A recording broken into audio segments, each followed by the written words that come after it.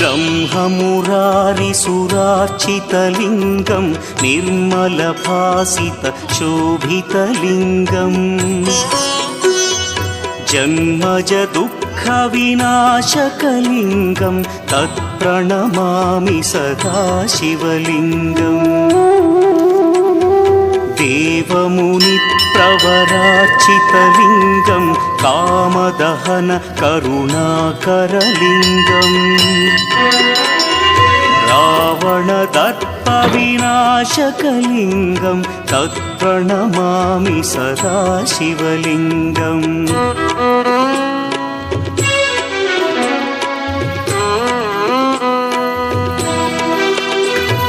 सर्वसुगन्धसुलेपितलिङ्गं बुद्धिविवर्धनकारणलिङ्गं सिद्धसुरासुरवन्द्यलिङ्गम्